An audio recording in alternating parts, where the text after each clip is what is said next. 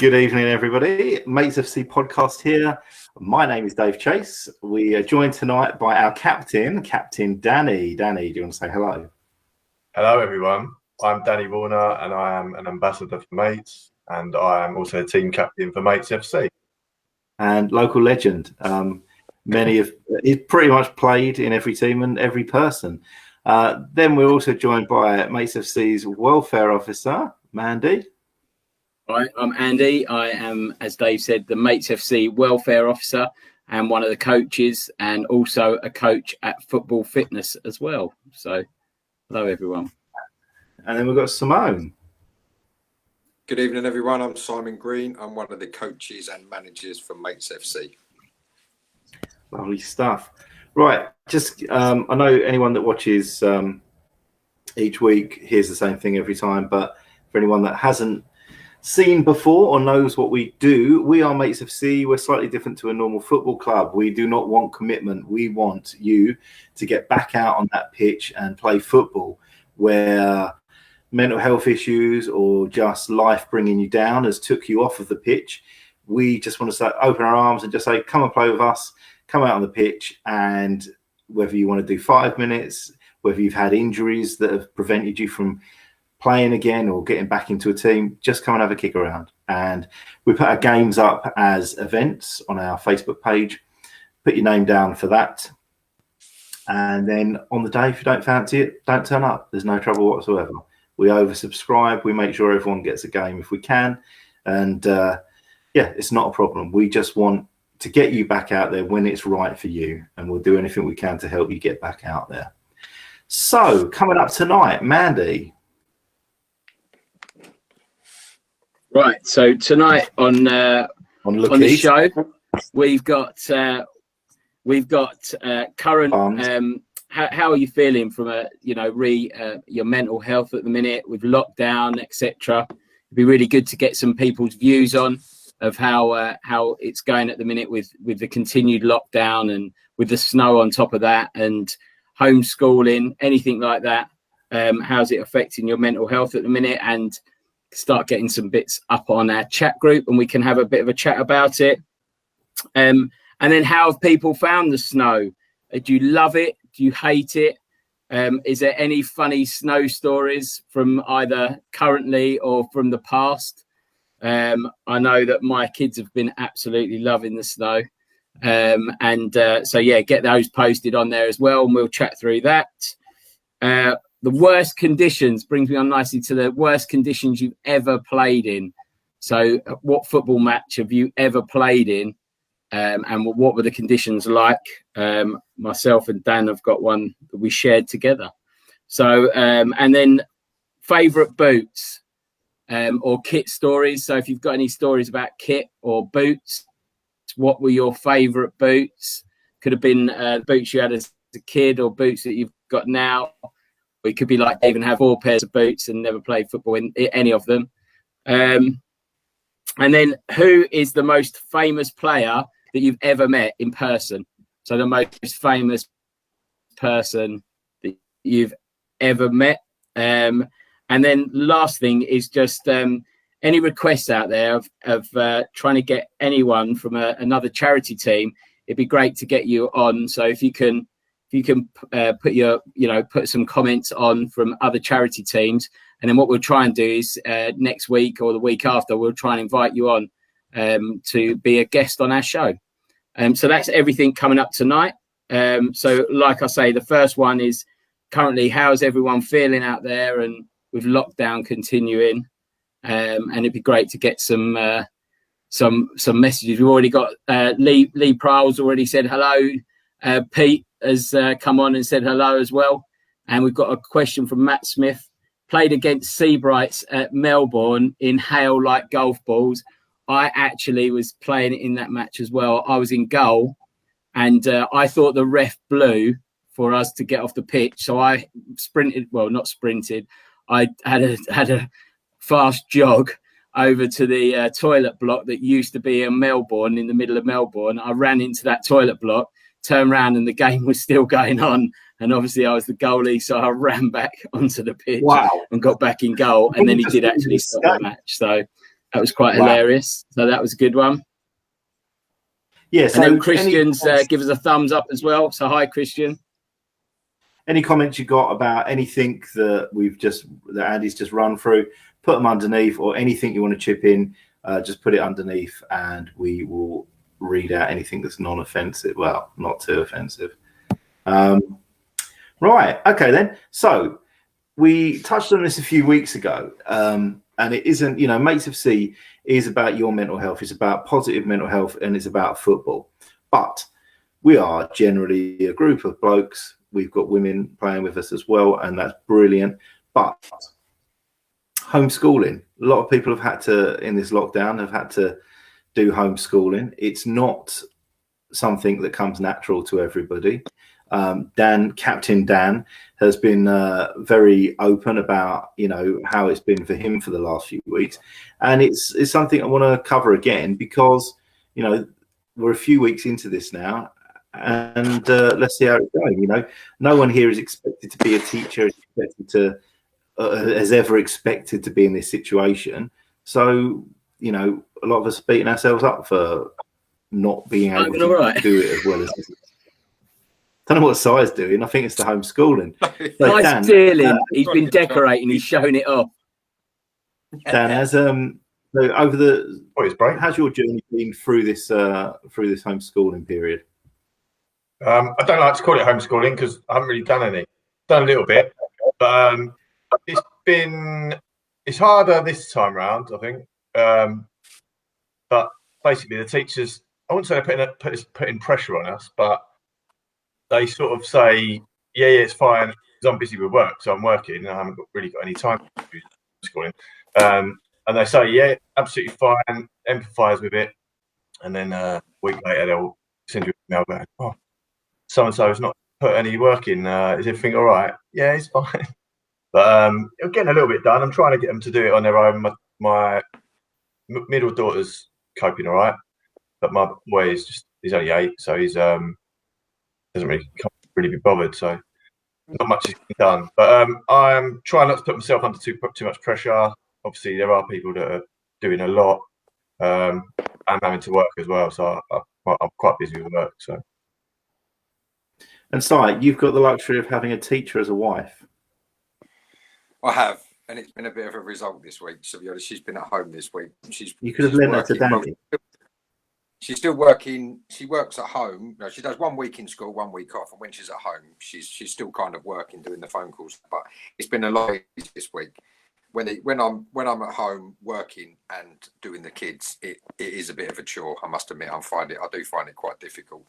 And it's kind of the balance, the work life and the school balance is kind of when you get them set to do something and then they ask you a question and you kind of, I'll come and see, give me 5 minutes, give me 10 minutes. I'm doing something with work and not being able to give them that attention. So it is difficult, but at the end of the day, I think we've all got to realise we're not school teachers. We're not here to teach our kids at home. That's what the teachers are there to do, and we can only do what you can do. At the end of the day, if they do an hour, fair play. If they do 10 minutes, 10 minutes. I'm not going to beat the drum at them to keep going and going and going and doing it. And to be honest, some of my 9-year-old Riley's schoolwork, I don't really understand it either. So it's quite difficult. So yeah, it is what it is. I don't put pressure on myself at the end of the day. Is it going to make any difference if they do 2 hours work tomorrow or they don't do anything? I don't think it's going to make any difference to them when they're 16 trying to find a job. So I ain't going to put pressure on myself. Andy? I'm pretty much the same. Just trying to sort of help, like I say, like I've said in the weeks previously, my eldest kind of just gets on, gets it done. She tries to do it as quickly as possible so then she can spend the rest of the afternoon on YouTube or whatever they do. But my little one just needs that bit of support, and it's just quite hard to sort of juggle work and do that. So I'm not putting too much pressure. If she does the English bit and then does the maths later, then that's fine. Like, we're just sort of working our way through it as best we can. I mean, next week it's half term. I can't wait. I've never been so excited about half term since I was about 7. So half term's on its way, and my wife's off with them. So I can just concentrate on work, and which will be quite nice. Now, all three of you, are you sort of all in the same view that you know you're not beating yourself up, you're not putting any pressure on yourself?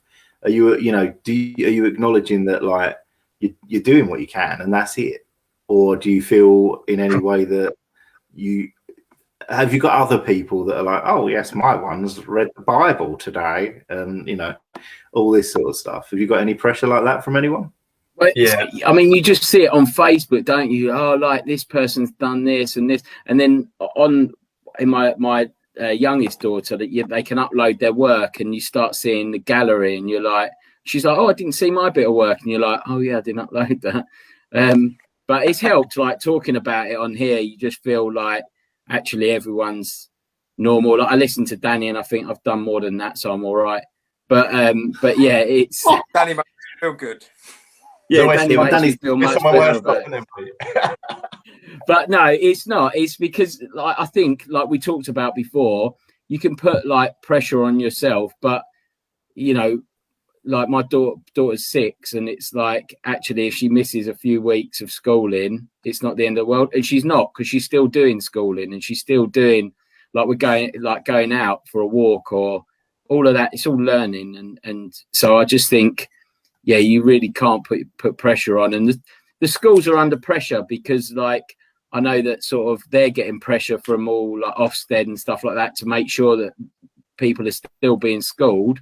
So then I think that just drip feeds down. So I think, you know, the teachers are getting pressure from the heads of the schools because they're getting pressure from the governing bodies. And then it drips down to the parents, because then the teacher, the only place they can go is the parents. So, you know, I have noticed that some of it's got a bit stricter and a bit more like, oh, can you post the work and can you do a virtual register and all that? And it's just pressures from above, isn't it? So, and with that, I think also because this isn't the first time, the schools have got like a bit more into, we're a bit more in control now. But that doesn't change that you're all working and you've still got to have a child at home. You know, that doesn't change because the school becomes a bit more established with what it's got to do. Anyway, swerve on it as well. My eldest, she's 16 in April. She lives with her mum. I have her every other weekend, but so her mum has to put up with the brunt of trying to get her to do work in person. I obviously phone her and FaceTime her, but her and her mum are always at loggerheads because she's just a typical 15-year-old, wants to be on her phone all the time, and her mum is trying to get her to do the work, and then I get the emails from the teacher saying this hasn't been submitted, that hasn't been submitted, and this is a key year because there might not be any exams, so they're all basing it on the work that they're uploading. yeah. And I feel I'm always on at her. I feel like I'm always on at her. And then I feel a bit sorry for her mum because her mum's having to put up. Her mum rang me the other night and went, "You're going to have to come pick her up. Can't deal with it anymore."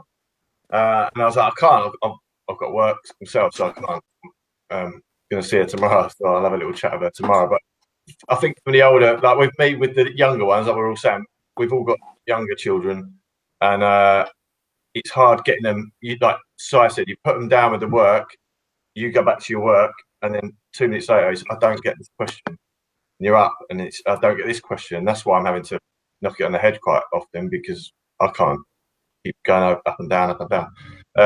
And then you do get the pressure. The main pressure, it's not the kids' fault, but on their class Zooms, there's other kids in their class that are basically saying, "I've done all my work. Have we got any more work we can do? Like, because I've done it all." And you're thinking, "Oh, come on." But they're just like at school. More work. Proper like workaholics, I think. So that's the hardest one, because you see the people on Facebook now and you think, yeah, you're probably not being as thorough as you're making out you are, but it's the kids, when the kids put pressure on you. But yeah, I think like we both said, or all three of us said, sorry, you can't put too much pressure on yourself, because there's times when I have, and you start to feel like, Jesus Christ, I've got so much going on, and then you just have to let it go. Yeah, and that's the thing with plates. If you're trying to, if you put that pressure on yourself and feel like you're letting yourself and other people down, you're not going to be completely in control of doing your own work properly, and then it's just going to all get a bit hectic. Now we've got some got some comments come in. Andy, do you want to run a few of them off? Yeah, so we've had a few hellos from Pierce and Richard, who are dialing in to watch tonight and not on. Loose tonight. And then Benjamin said, "Evening, Paul Green." And then Stuart Connell said, that was smooth, Si, when you left the room. We must apologise for Simon. He's on a houseboat tonight and it's quite choppy. So he's on the lake in Central Park.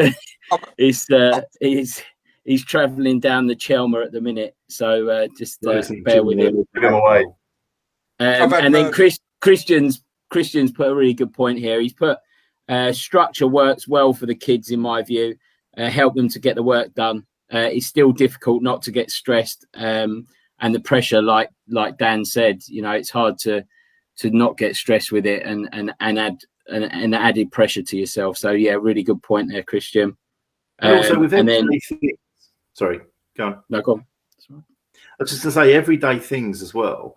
We've said this before, but Si, you out with the kids all the time when you go out and break your collarbone and stuff. Now, you're always going out for walks and throwing them in snow and stuff like that. And those sort of walks, that's educational, isn't it? Like bringing stuff up that you're seeing there. Andy, I took Andy for a walk last week again to try and get more than 0.6 miles in his steps that week. And the lead was a bit much. Yeah. Did you find that windmill? It's just that rubber mask, wasn't it? A bit restrictive, but I was just trying to prevent. Pardon? Gents, did you find the windmill in Gallywood? What? The windmill. Oh, we haven't done the Gallywood windmill walk yet. We must get that from the parish council, and we'll go and have a look at that. Can I just say hello?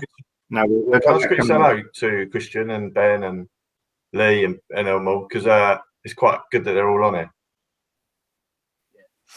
So hello. Your fans, isn't it? We're waiting for it.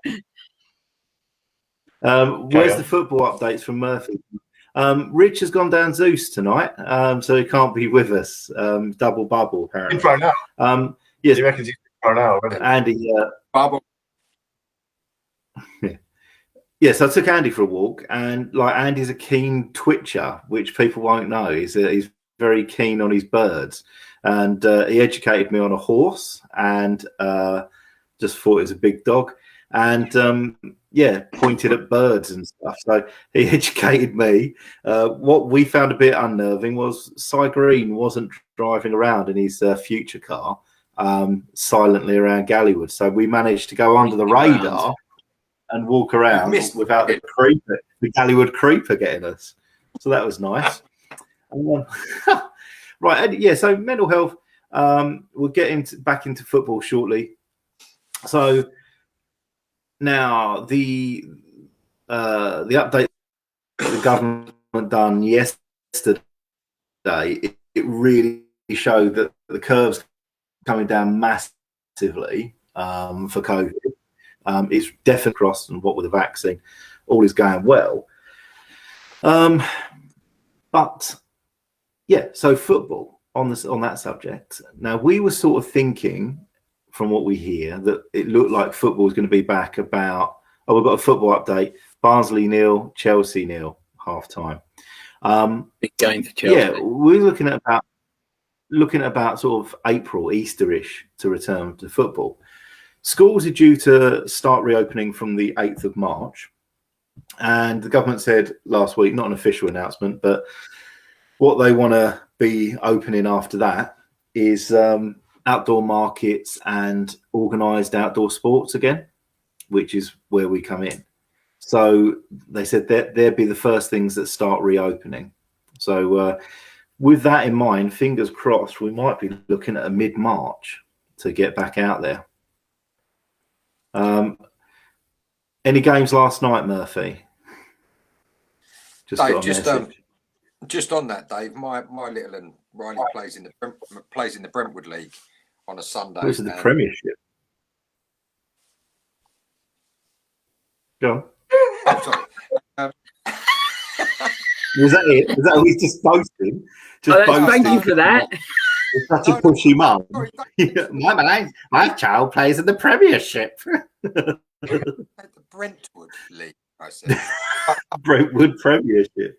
We got notification today that there's they've started to put fixtures up starting from the Sunday, the 14th of March. So Yeah. It obviously depending on Boris, whatever he says on whenever it is the 22nd. But yeah, there's a potential. I say they've put all the fixtures up starting on the 14th. So it's looking good. Looking positive. Everton 5, Spurs 4. I had a weird dream. You meant the night before. That was last Tom night. Davies. All right, Rich just put it up. Tom, that's maybe why that was in my dream. Tom Davies from Everton. I dreamt that he came and lived with me and then come to play with us. But he got in a mood because he didn't want to wear our football kit because he wears. I don't know if you've seen. He wears really weird clothes in real life. Yeah. Is that the diver? And he's mental. His Is that the diver? It's Tom Daly. Tom Daly. Tom Davis. Dave Davey. wishes he wore shorts that small. Anyway, yeah, and he was just throwing a massive strop because he wouldn't put our kit on. We're like, well, look, you play football, you wear a football kit. He's like, no, I want my handbag. And yeah, anyway, right. So, got a question there. How are the leagues working at the moment then? Who knows anything? What leagues? Andy. Yeah, the leagues. In general. They're not, are they? They're just on hold. What are we talking? FA football, Sunday football, or Saturday? What Anything? How are the leagues working at the moment? Yeah, I mean, I was talking to one of the guys that sets up the kids league because I manage a youth team, and they were saying that this season we probably won't end the season. We'll end up. They're talking at the minute about either doing a form of tournament to finish the season off, or by just doing friendlies, like arranged friendlies. So. You're right. Apparently, the houses are back onto Chelmer are glad there's no football for a while, especially with size 50p foot. also, Ben's come and said he misses Cy Green driving around the hood in his cherry picker. Is that Ben Ida? Yeah. Yeah. It's his birthday today. Postman Happy Pat. birthday, Ben. Give him a Postman Pat shout. He can hear us, can't he? Also, we've had a question. We've had a question from Pete to say, what was the West Ham score? Is that Pete Gregorio? Yeah. Yeah. Not knowing, mate. Never heard of him. Okay. Yeah. Yeah. So Christian's question was based on grassroots. So, you know, how the league's working at the moment. So obviously they're suspended at the minute. And when they come back, I presume it will just be a sort of stalemate, and it will just be, like I say, either finishing off some of the fixtures, but I can't see us completing the season because it'd mean like double headers and playing. Maybe double headers. So could be double headers, yeah. Okay, we'll move on to snow, right? I hate it because I work for highways. My life, I make the gritting routes. And I thought you meant like Sir Harry Seacombe. That was highways. Yeah. So I hate it. It makes my life hell, and it just gets in my way. And then people have car crashes, and then I have to go to court, and I have to go and deal with all the car crashes that have happened and things like that. So as an adult, I hate it. And I watch you lot of your kids, and I just think, no one took me over the park. No one took me on a sledge. No one took me out. I've just been walking around like an old man, slipping over. But what's it like for you lot now with snow? I love it. This is leading to football. Me and Si love it. Me and Andy have miraculously seen each other over Chelmer with the kids a couple of times this week, that just at random same time.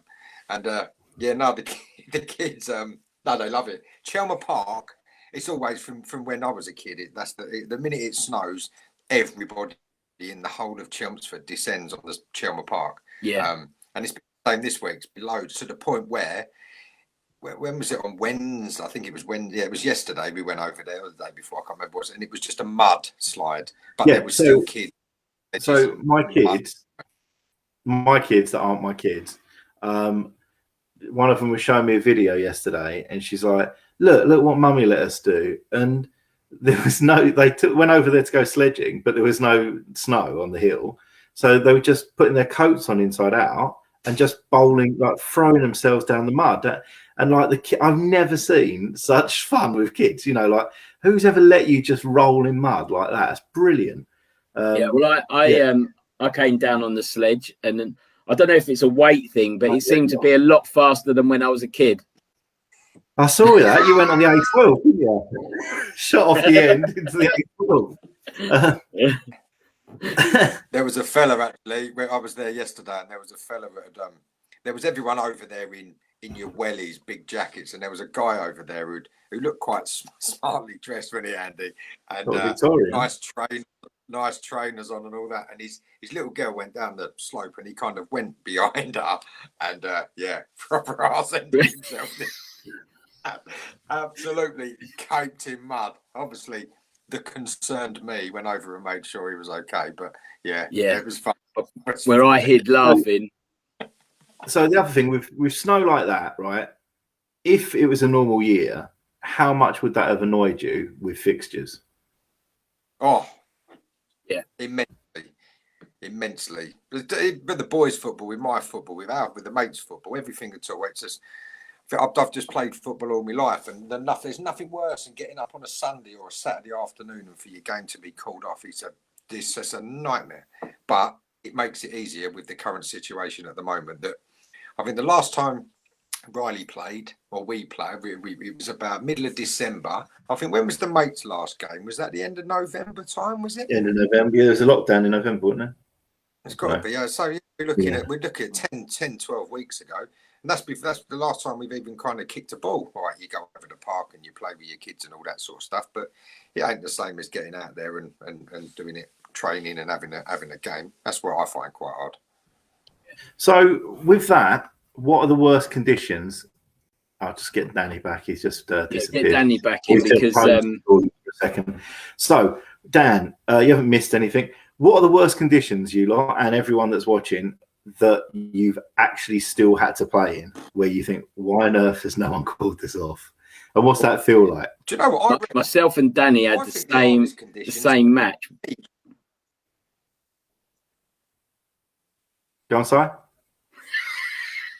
No, go on. Go on, you've interrupted. Carry on. This better be good. No. I was just going to say, I think you'd think that it would be the cold and the snow and the rain and all that. The worst conditions to play football in is the boiling hot heat. That's what I find.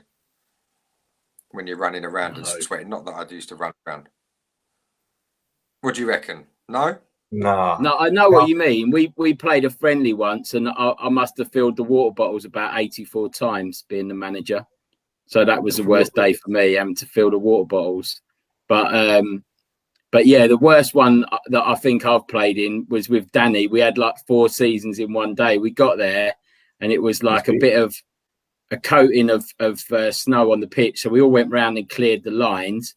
And literally, I was in goal. And as I ran round, you know, when you roll a snowball round the park and it gets bigger and bigger and bigger, by half time, my feet were about 18 sizes bigger than they were when we started.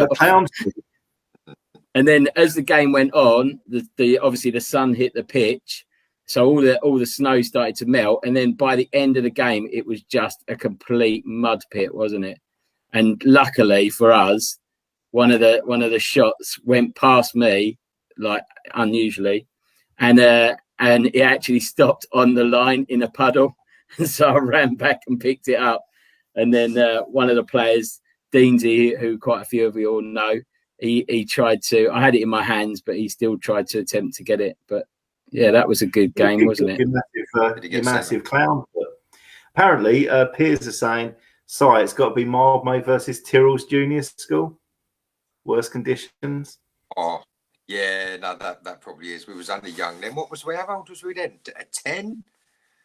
Juniors, we said we were about 11, weren't we? Yeah. Style sub. Christian Crozier over at Priory Sports in gale force winds and raining, and then use their shocking single cold shower. Now that rubbish.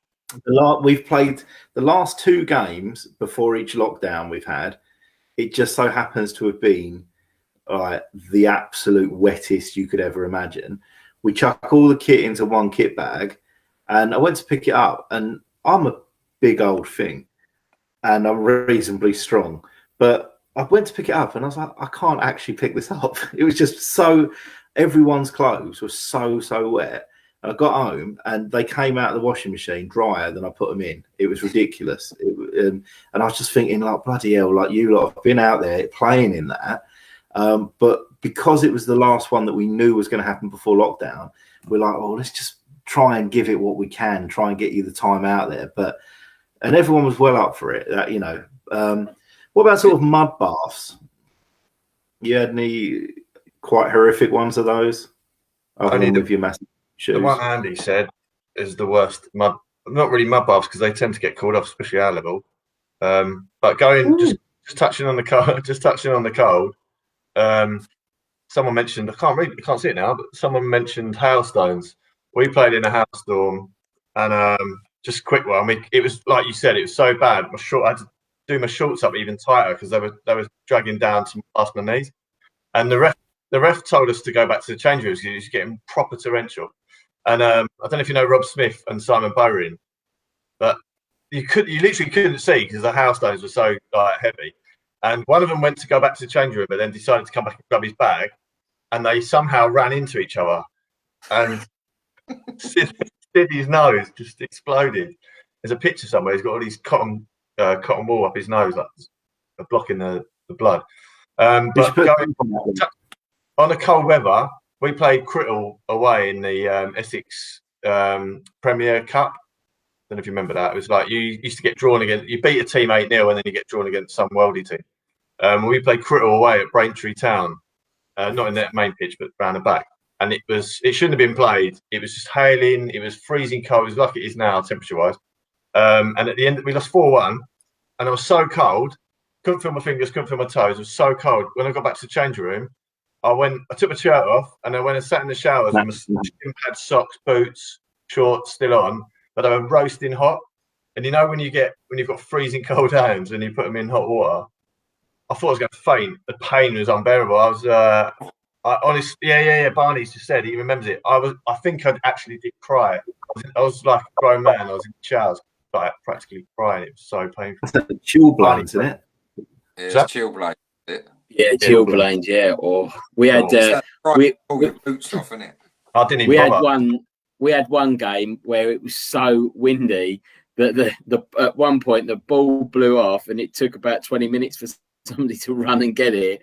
And by before half time, we were 4-0 down because we were the ball wind, and it just kept going like that. And Ray was in goal, and the ball had come at him, and then at the last minute it'd go woo like this and go in the top corner. And we were like, "Come on, ref!" And this other team were 4-0 up, and the ref he cancelled the game. He went, "No, you can't play in this." And the other team were going mad, and we were like, "Yeah, you're probably right. You're probably right, ref. Yeah, you're probably right." And then we went on, played them in a replay, and beat them. They were so pissed off, 4-0 up, and ended up, getting the game called off. But yeah. Now, one of these things that going out in nice conditions and playing football is brilliant, but one of the things that I always keep in mind, especially with the idea behind Mates FC, is if you're suffering from depression or anxiety or a lot's going on in your life, right? If you don't even feel like going out of your own house, and you're in a football team, the last thing you want to do is go and stand in rubbish weather like that when you don't even want to go out of your house. And that's one of the things that we sort of like with the flexibility that we've put in place here, is that you just do what you fancy when you fancy it. It makes no odds to us. We just want you out there. We're not going to make you drown on the pitch. Anyone could just at any point say, "I don't want to be." We've had people that have been out there for 5 minutes because they've got an injury, and they just wanted to give it a go and see how it goes, and they take it a little bit at a time.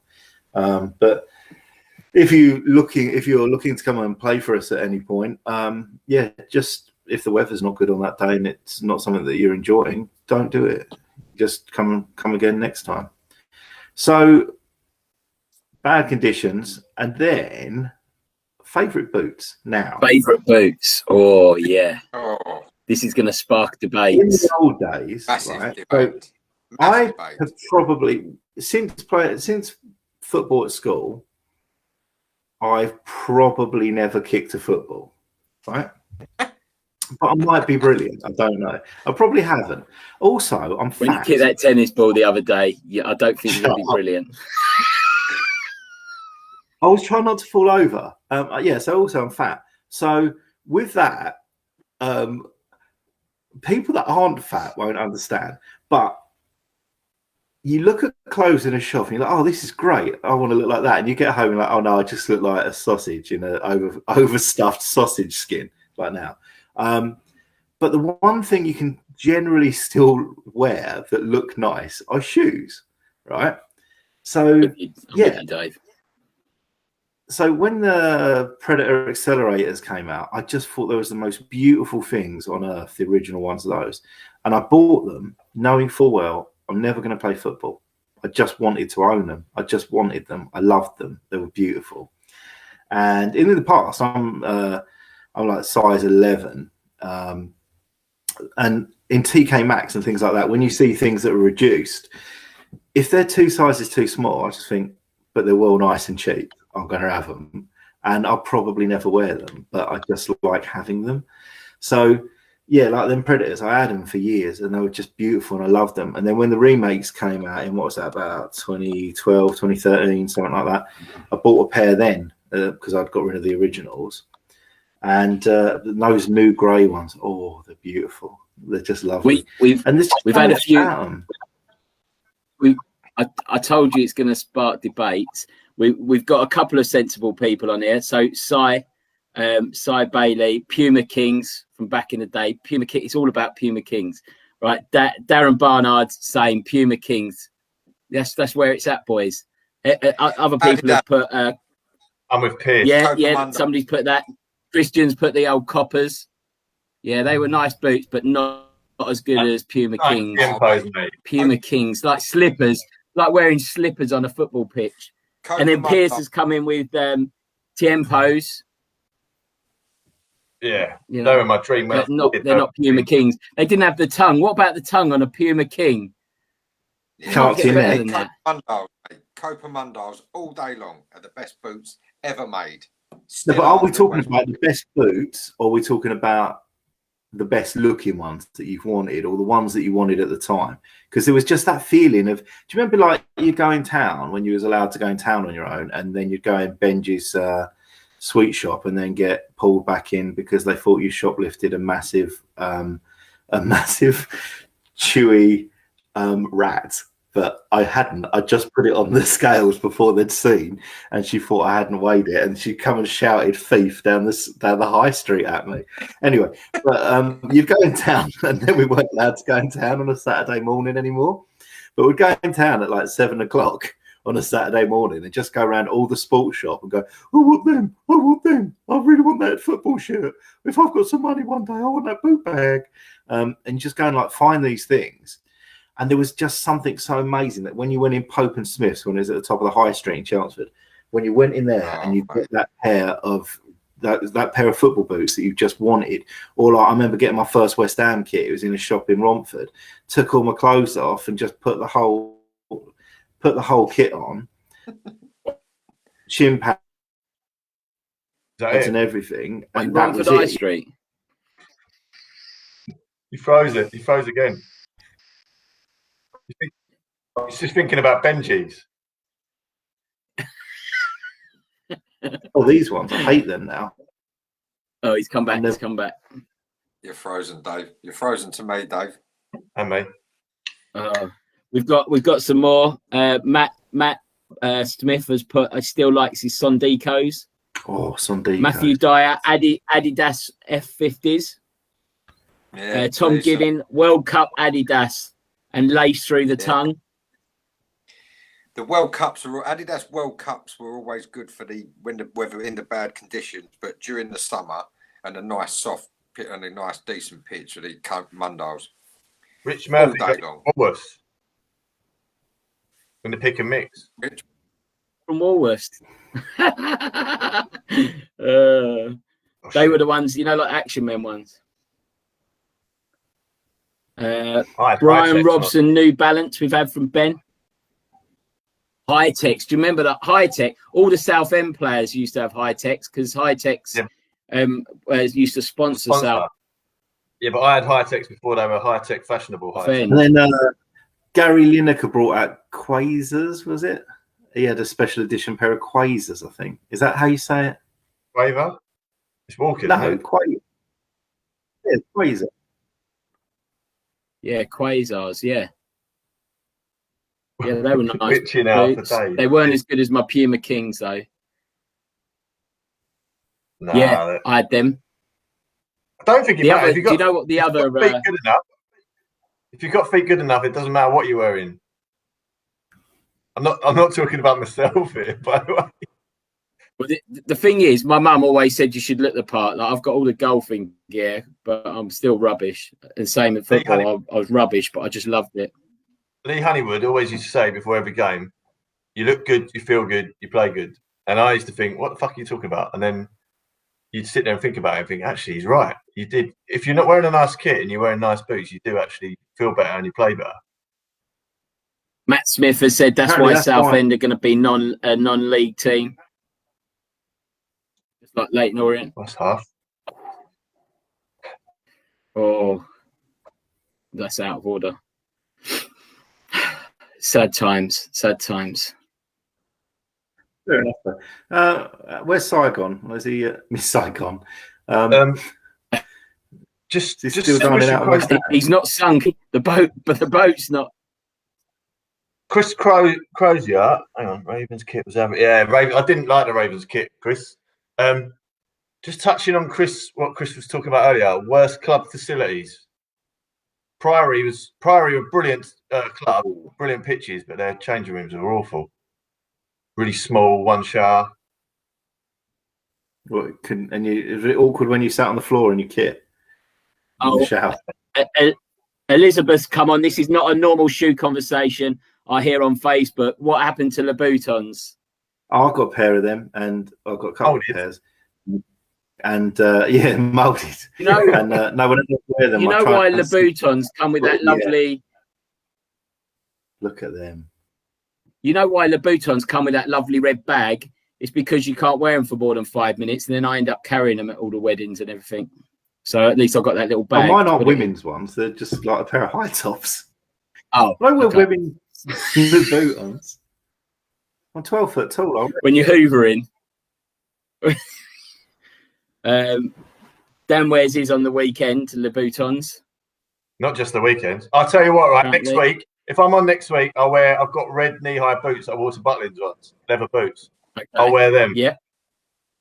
Tom Giddings put Deodora winning with a free stud spanner. Do you remember that? The old stud spanners. Yeah. Si, do you remember the old thing at school of your mum wears army boots? Not about your mum, but we used to say that all the time as an insult. Yeah. I said it to someone recently, and I think that was just our school, apparently. But I was just like, "Oh yeah, your mum wears army boots," and he's like, "What?" I was like, "Did you not have that?" I've heard that in my life. I've never heard that either. Really? I think our year. I tell you what. Yeah, they're the ones. They're the boots. You see them? I tell you what. There was a night. There was a pair of. Do you remember when you had, the original Ronaldo, like the Brazilian Ronaldo, when the World Cup was on and they did that advert in the airport, and they would do the juggling and all that. Roberto Carlos, and he had these pair of Nike boots, and they were similar to Predators. They had like this rubber bit on the front, and I worked at Selfridges at the time, and they had them in there, but they were about 100 and something quid back then. And I remember just keep walking past them thinking, oh, if only I was good at football, I could warrant buying them. And then I didn't buy them. But yeah, they were must. I went the opposite. I bought those accelerators in a boot bag and left them in the boot of my car. So if anyone like looked in, they'd just think, oh, he's really good at football because he's got great boots. Genuinely did that. Twat. Matt Smith, worst conditions. Oh, the Pink Pub near Rettendon. I think it used to have a helicopter outside, didn't it? Oh, the plough. Yeah, that was our home pitch, Seabright's home pitch. Really? That's Royal Tiger now, isn't it? Yeah, me and Matt's brother, every Sunday, so every Saturday evening, I used to go to B&Q and buy 5 bags of sand, put them in my car, and then me, Matt's brother, Ray, and Fletcher would meet over there, and we'd get a picnic bench, and we'd quickly scrape the surface water and mud off with a picnic bench, and then put sand down before Matt's uncle would come over and call it off otherwise. Yeah, he was a ref. Martin Smith, he'd call it off. So we used to get a bench and we used to almost like plough it before the game and then put loads of sand to hide the puddles. And we had like a put. When I actually went to get the pitch, it was because we wanted to get into the Pope and Smith and you had to have your own pitch. So we went and spoke to the guy who owned it and he was like, yeah, I'm putting drainage in, I'm doing this, I'm doing that to it. And nothing ever happened to it. We had this horrible changing room. And when we went to our meeting to get into the Pope and Smith, they said, the only thing that's holding you back is your home ground. So the one thing that we'd done to get into the Pope and Smith actually worked against us. So we ended up going back to Melbourne, the home of football. Right. We've got a special guest who's just come from Sue. I'm going to drop myself out in a minute and bring Si back.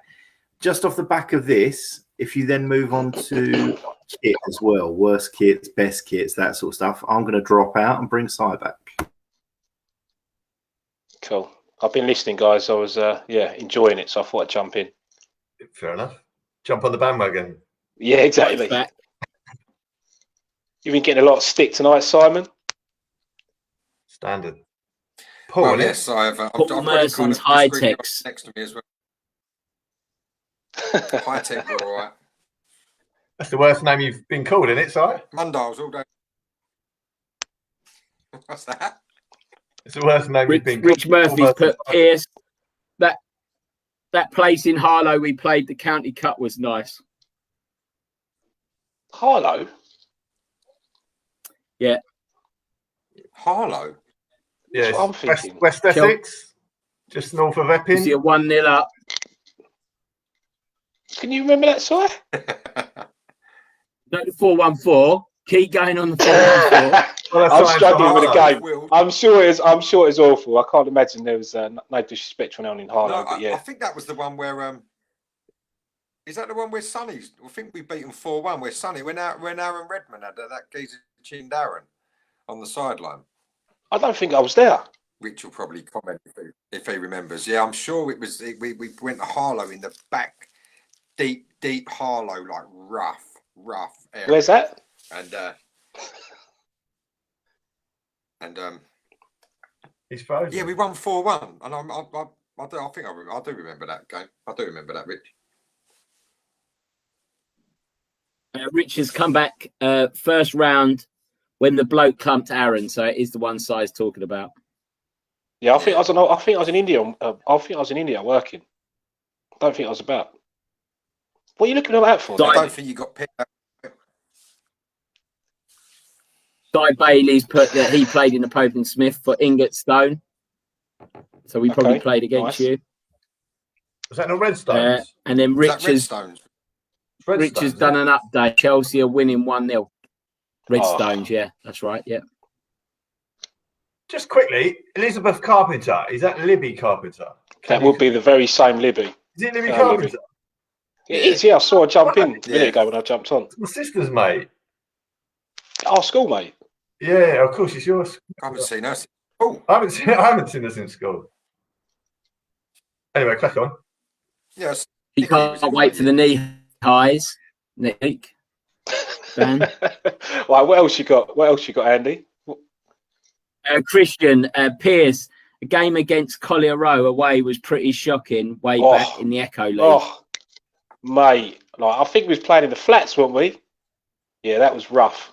That was probably one of the roughest games. You know, one of them games where you're getting intimidated by like the players' little brothers and like their nan and stuff like that. It was just awful. Yeah, we won standard. Yeah, well, it just extreme is what I'm going for. It was intimidatory. Fun times, Crozier. Fun times. We talked. Libby's put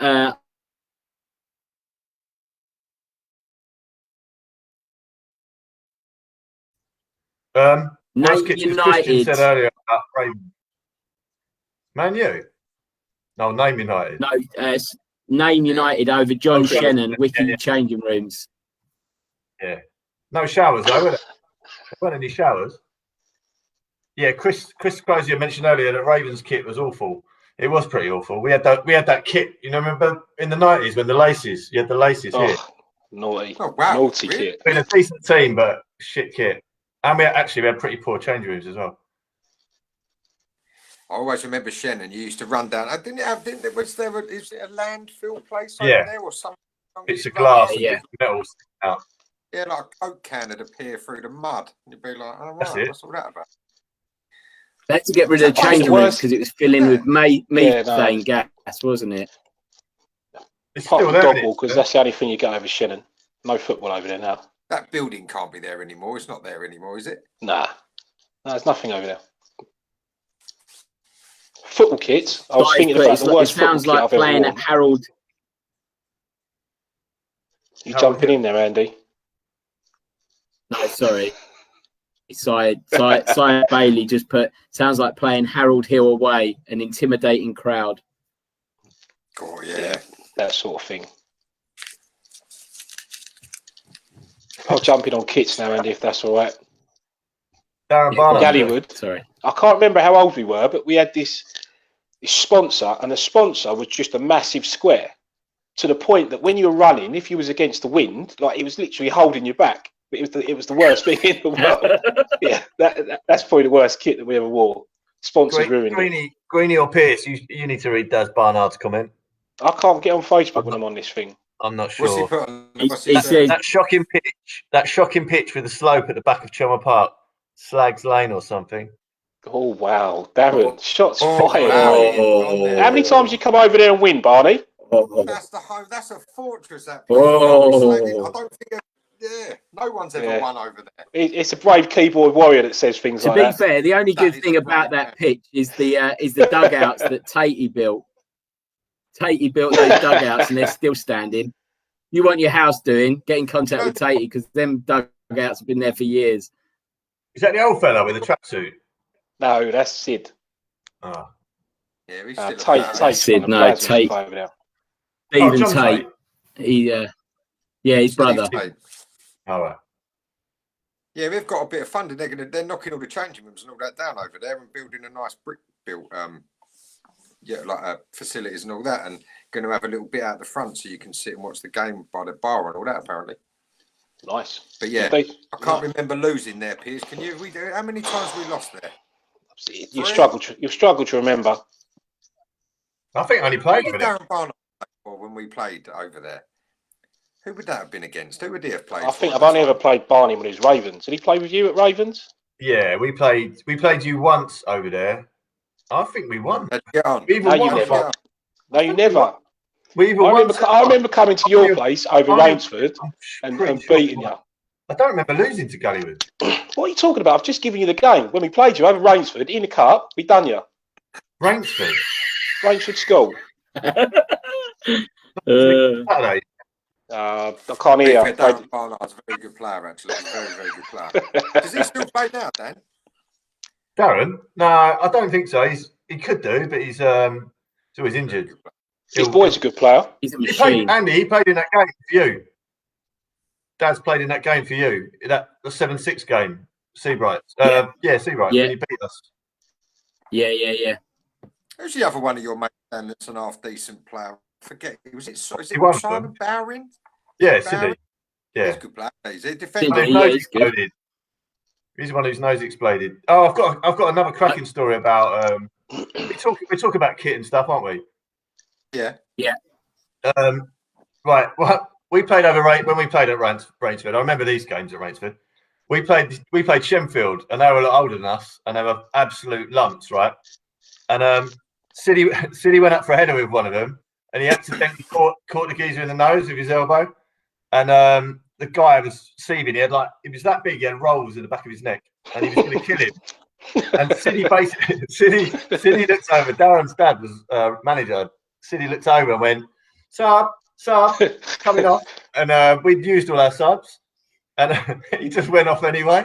And he sprinted. He literally sprinted. We were playing the back pitch at Rainsford. He sprinted to the change rooms, got changed, got in his car, and drove off. And a week later, we played over there again against Basildon, team in Basildon in the cup. And a guy from their team got sent off.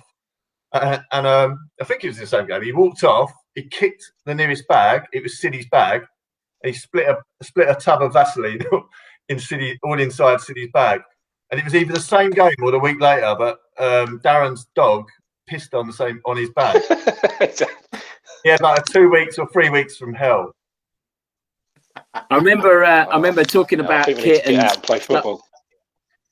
Kits and stuff like that. I remember one of my mates played with this guy, and he'd been to America, and they'd launched this headband, and it was a Predator headband. So it was like the boots. It had like the rubber bit on it, and it was supposed to improve your heading accuracy. Oh my God. So he turns up for the game with this headband, and all the boys, obviously, you can imagine, took the absolute mick out of him, and we're like, what's going on? So one of the lads, he'd hung it on the old peg before the game. They put deep heat inside it. Anyway, got to half time, and he got to half time, and he went, I can't wear this anymore. It's really making my head itch. And he had a big red mark where he'd had his thing on with the deep heat. Oh, I love stuff like that. Matt Smith put the best kit, West Germany 1990. Worst kit, Man United 1996 away kit, where they changed at half time against Southampton. That's a great one, wasn't it? I like that kit. What about the Nigeria kit from the last World Cup? That was pretty special. Oh, that was special. Man United's away kit. Man United's away kit now is quality, the white and black zebra one. Yeah, that's good. I like that as well. I hate why has Liverpool got the V-neck on the back? Yeah, I don't get that. The Liverpool kit at the minute, it's got that V-neck at the back. City's away kit as well, close up. It's horrific. It's like a white kit. It's got loads of little coloured swells on it. Yeah, strange. I think Arsenal kit's good. It's always good. The worst kit out there at the moment is Arsenal's white one with the red on it. It doesn't make any sense. You're doesn't joking. make any sense. I like that. No, not for me. I like that as well. There's a few kit comments. West Ham's pretty bad. Nothing like the black West Ham kit, mate. Ben's yeah, that is quite nice with a gold badge. Ben's put best kits, Holland 88, United blew away 1992, and worst kit is Chelsea current. I think it's their away kit. It looks like a Palace kit. And then Si's put best kit, Man United's old yellow and green. Yeah, that was nice as well. You lot are mad. How is that a nice kit? That's horrific. What, the United one? Yeah, with the squares. Oh, right, anyway, leave me out of this conversation. We're not going to agree. All right. South-End's kit's pretty good. That one. Really? Circa 1984? Pierce, what about the banana kit? Yeah, the banana kit's a classic. That's nice, isn't it? Yeah. I'm just trying to think what else we got. This is it. This is the City kit. To be fair, that Palace, the Palace yellow and blue away kit, sky blue shorts, that was pretty decent. Yellow and blue. Coppell's lot. John Salaka and all that crew. Oh, yeah, it was. That was a decent kit. That's City's away kit. I don't know if you can see that. Hang on. Pete agrees Arsenal's white away kit this season is shocking. I quite like that marble kit. Yeah, I agree. I quite like it. Yeah. Jossie's Giants home kit with the Nads. Dave J.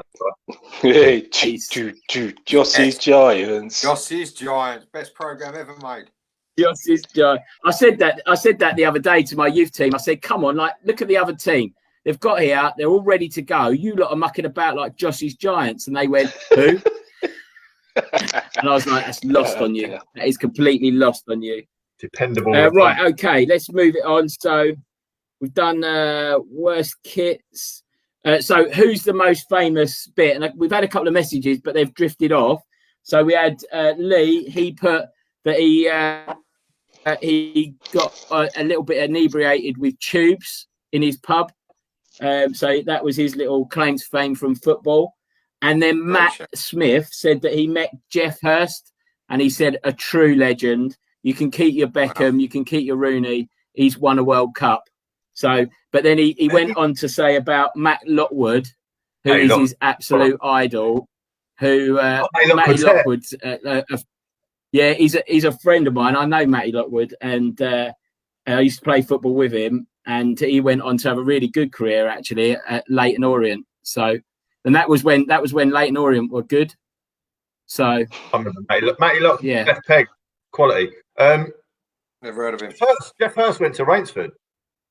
It's true. True, yeah, you're right. I met talking about Jeff Hurst. I met Jeff Hurst and Martin Peters. I didn't say I met them. I was walking down the same street as them, and I was really chuffed. And I was about to speak to them, and all Martin Peters said to me was, "Stop smoking. It's no good for you." Absolutely killed me, and that was it. I just had to walk off. What can I say? Did you take his advice? Sometimes.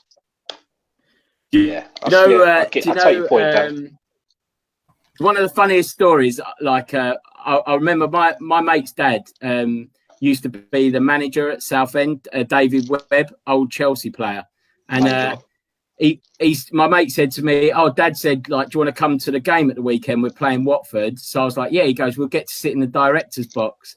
So he gave me a ticket to give to my dad, so my dad could go and watch a game as well. And then he said, "Right, at the end, get your dad to meet me here, and I'll get him in, and we'll go up into the players' bar."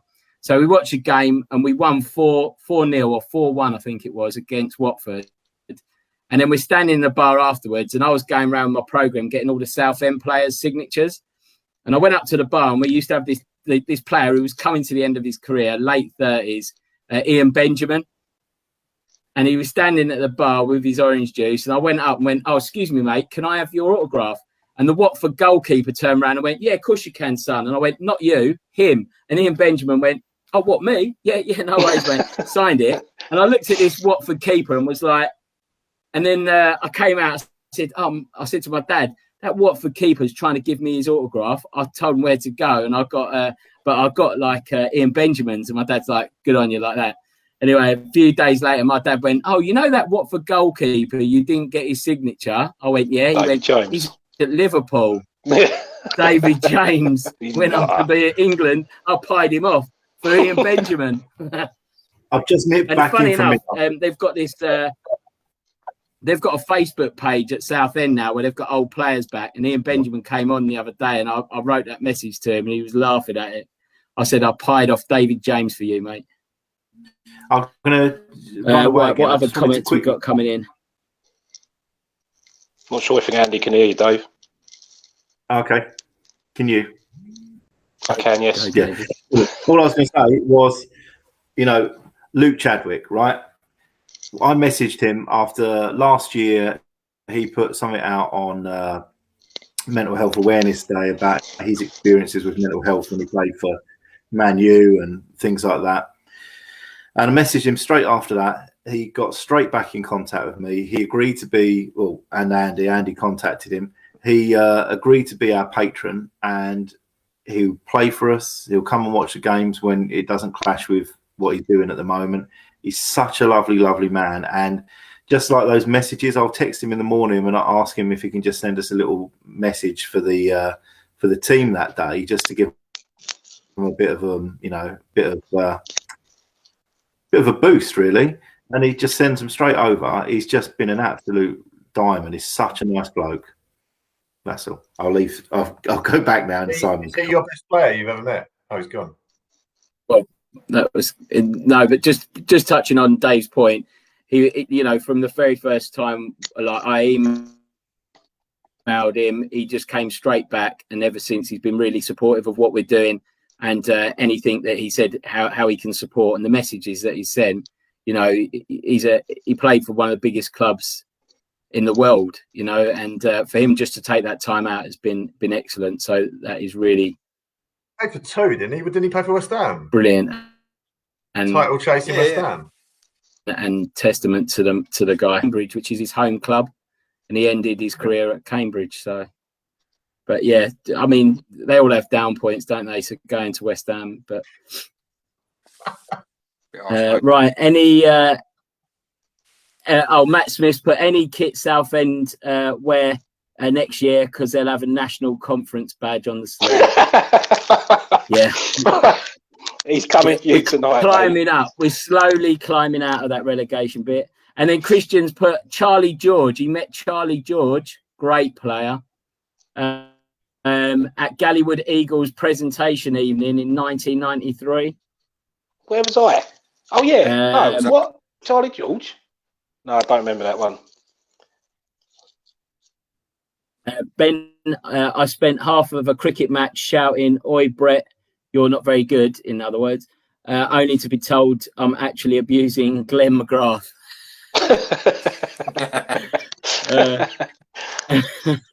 Rich Murphy. Rich Murphy. Yeah, where's Rich Murphy? I was in the same hotel as half of the Leeds squad in Iron Appa. Lee Bowyer, Alan Smith, Harry Kill, John Woodgate.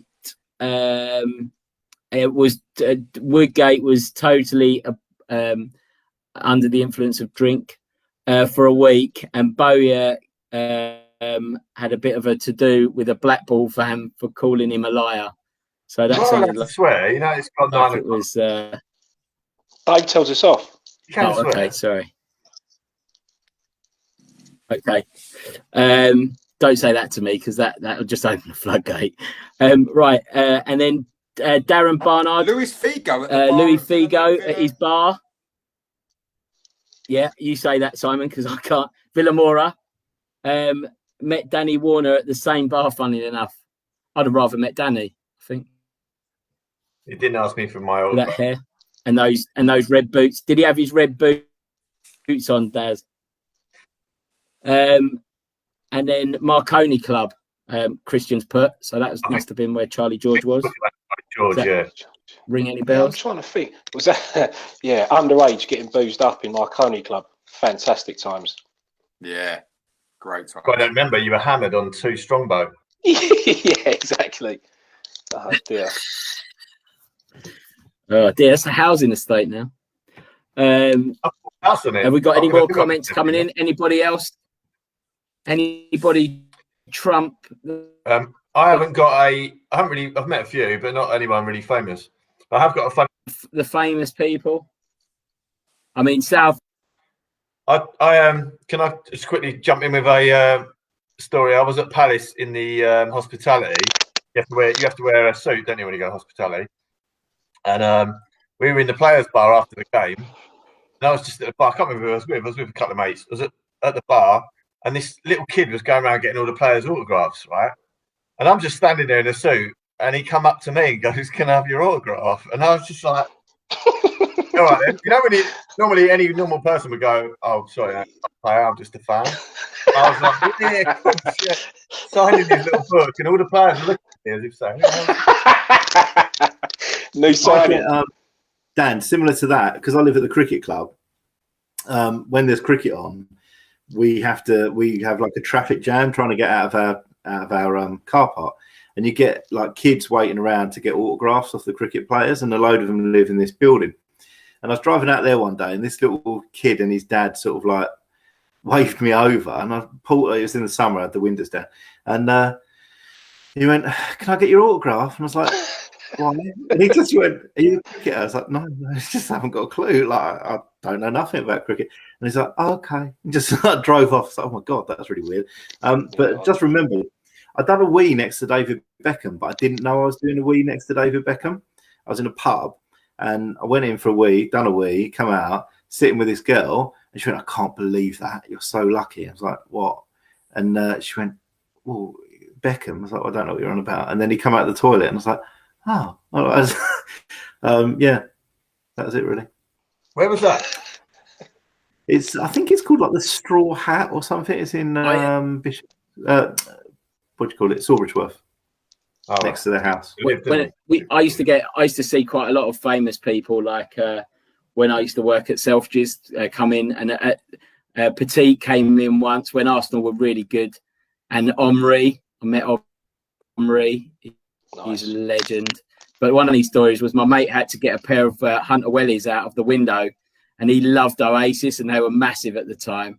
And he was walking back to take these wellies to a customer, and he bumped into Noel Gallagher with Meg Matthews, and he went, "All right, Noel," but he said it like he knew him, you know, like when you say to somebody famous. But he went, "All right, Noel," and Noel went, "Nice wellies." My mate was just like, oh, it was like that bit out of Dirty Dancing. I carried a watermelon. Right, sorry. Pete's put on there. He's a taxi driver, and he's picked up Eric Dyer and Kane and Sigurdsson, all bloody Tottenham players. He's a massive Arsenal fan, is Pete. So he must love. He must be really strong. Players. Yeah, I know, very strong, especially picking up Eric Dyer. And he secretly supports West Ham as well. He doesn't really support Arsenal. He supports West Ham anyway.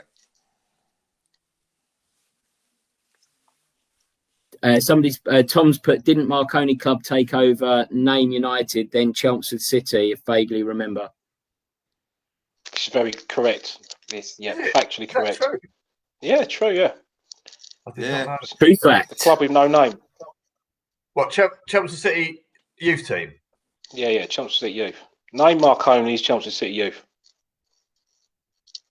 That's also weird. I used to live in Greece, and one day Kieran Dyer and Titus Brambles were out there on holiday, and they'd come and stand in the bar, and it was like about this high off the ground, higher than the road, and they'd just come and stand on the wall at the edge and just be like that, and just like peacock.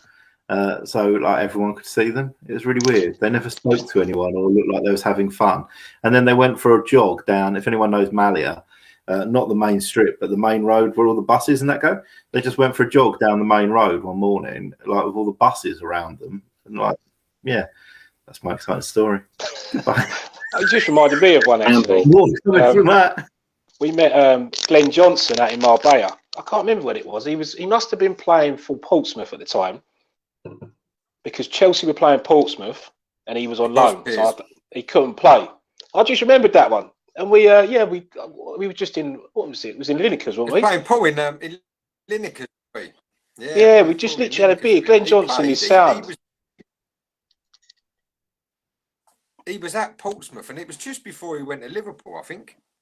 Yeah, he was on loan from Chelsea, so he couldn't play. So he just said, "Yeah, I got on a plane and just come out for a week." It was very odd though, because he was definitely on his own, wasn't he? Yeah, he was. Yeah, he spent a couple of hours with us as well, didn't he? Playing Paul and that. Yeah, pinching Neil's arse. Scotch up. Do you remember that when he was calling him Berbatov?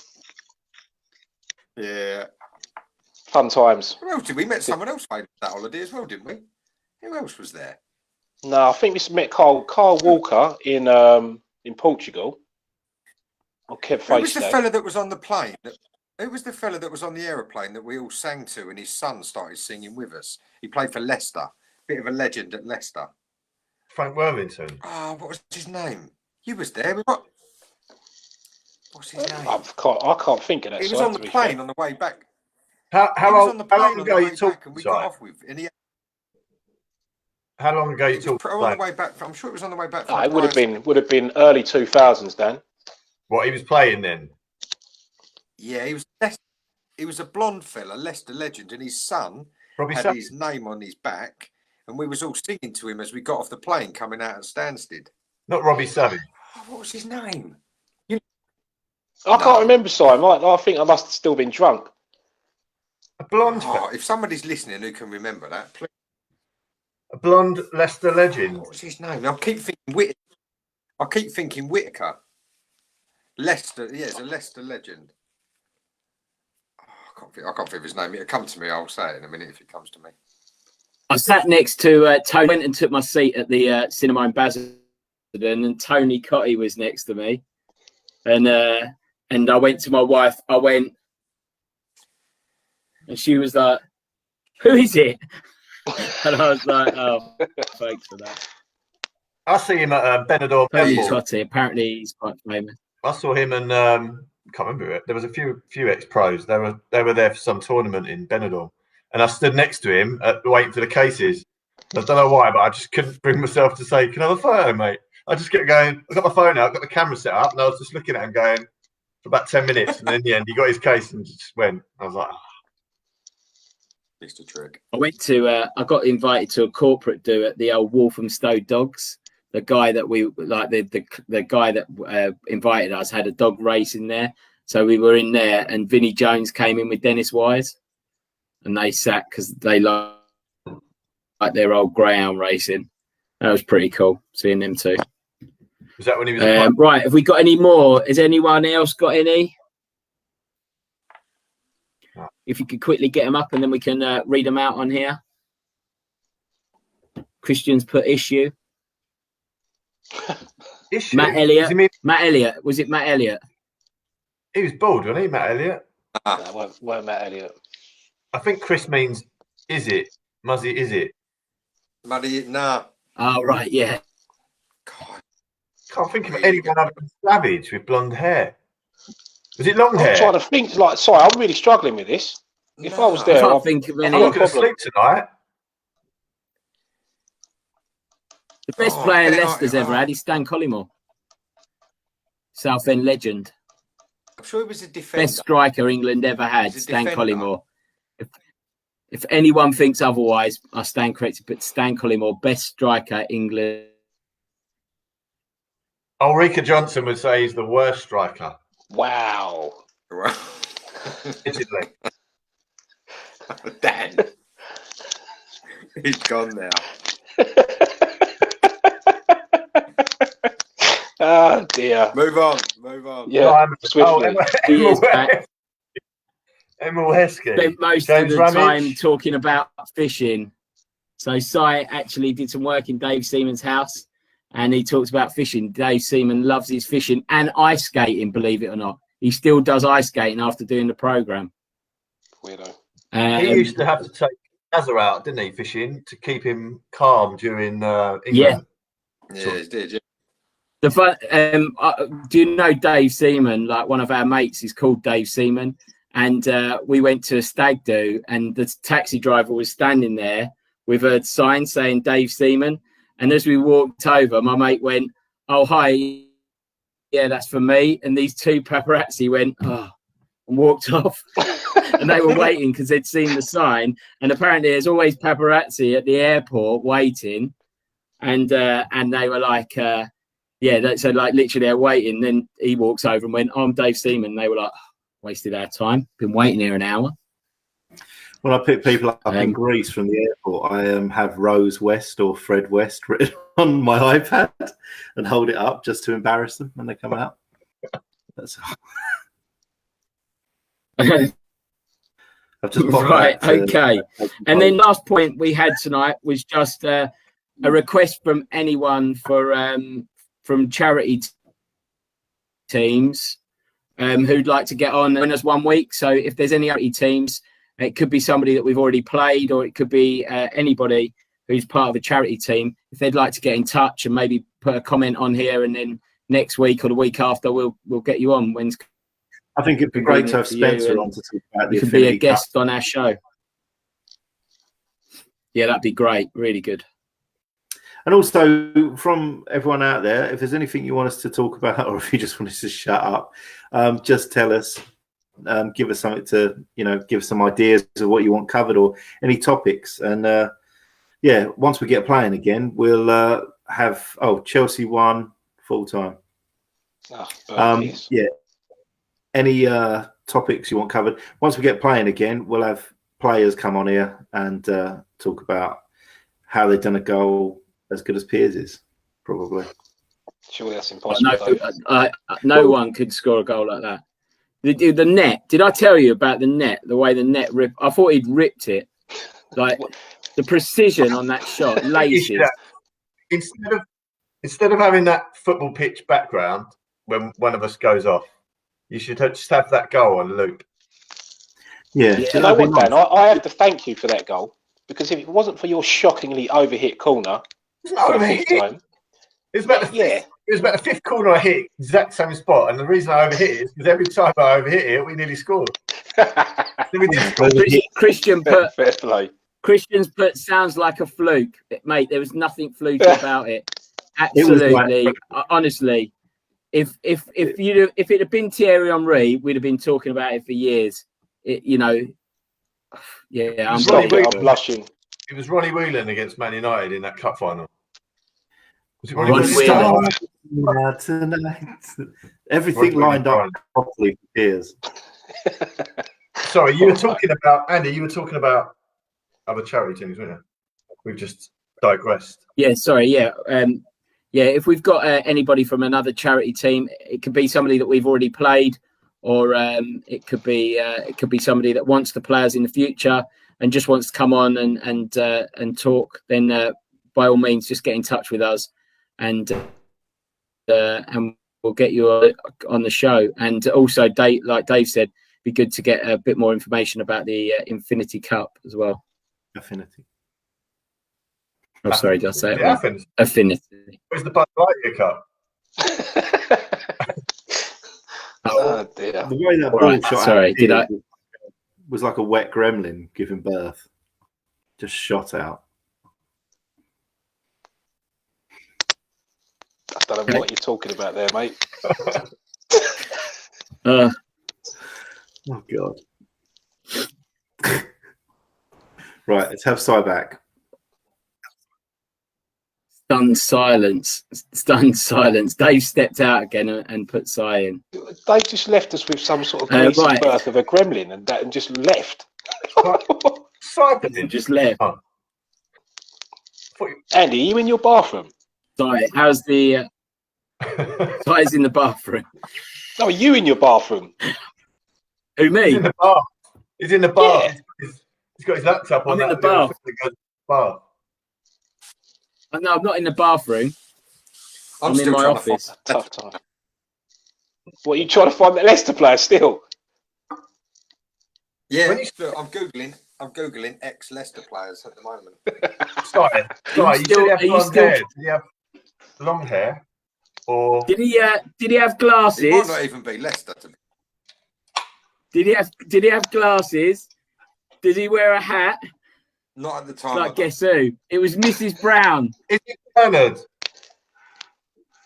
Come on, Piers. You was there. You was Stop. there. I've never seen you staring at a screen like that, searching so hard till you were trying to show me West Ham's best goal. Right. Tom's just said about any news when we're playing again. I think it's mid-March at the moment, isn't it? Yeah, mid-March is looking likely, Tom. Listen, all those dates are speculative, but as you say, what the government are saying is that outdoor sports will be one of the first things alongside schools to be opened up. So I think football is in a good place to be kicking ball, fingers crossed, by mid to end of March. Yeah, that'd be great, wouldn't it? Yeah. Those are my views and not the views of Mates FC. Get everybody else out. Get everyone out there. Simon, have you found who this Leicester player is? No, and it's going to drive me mad. Next week. I think he played for Blackburn, didn't he? Next week, you're going to come on and say, "Oh, it was Leeds. It was Leeds." Yeah. Yeah, but I don't think it is Leicester now. Oh, for God's sake! You say Whit? It's not Pete Whittingham that played for Cardiff. He's not blonde, is he? Yeah, he's dead now. He died. He fell over in a bar, didn't he? Banged his head. Really? Yeah. I didn't know that. Really? Yeah. It is something along them lines, but I'm sure I don't know whether you was there. I'm thinking it might have been when I went to Benidorm with Bado and we flew. Yeah, thanks for that, Si. Just put me through all that and wasn't even there. Oh, shit. Oh dear. Anyway. Right, have we got any more comments to come in? Does anyone else want to get a comment in about anything that we've covered off tonight? And we'll just quickly go through them. Otherwise, we'll start to wrap it up, I think. They're all in bed. Everyone's gone to bed. Everyone's just waiting for next week to see Dan in them red boots. Yeah. So we're only here for the Chelsea score. Yeah, and I didn't realise Chris Kamara wasn't even on. Yeah, that's a shame. It's, Rich has to be on here it's- when it's a live game on. It's nice to see that the water's calmed down, Simon, on your houseboat. Yeah, I managed to sort out some sort of signal and get. I've got a very random stand bits behind this at the moment that I kind of built. But Can yeah, we see it? good, mate. Is it made out of like a book and a pencil? I can't move it, mate, because the phone will go all funny. Oh dear. It's been enjoyable, gentlemen. Sorry I was a bit late, but yeah, it looked like you was having fun, so I thought I'd have to join you. That's been good. It's been another good one. It was good. Enjoy the rest of the week. Yep. Yeah, another week towards freedom. Yeah, exactly. I won't tell you, Simon, what David said, how you're resting that phone at the minute. Right, okay, on that note, thanks very much for tuning in, and we'll see you all again next week. I'm sure Dave would like to say last parting word. No. Lovely to see you all. Lovely to see you all. See you all soon. See you next week. Cheers, gents. Nice Cheers, one. gents. Speak to you later. Bye. Bye.